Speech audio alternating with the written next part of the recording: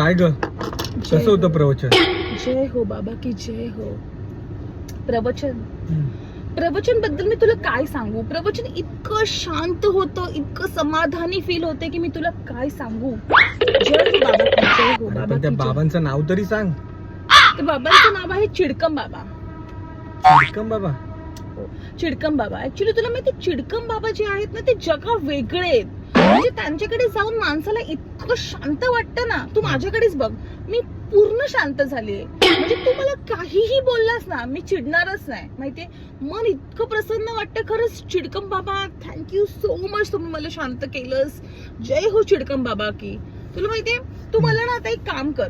तुला चेक करायचंय, तू मला काही पण बोल, बिंदास बोल. मी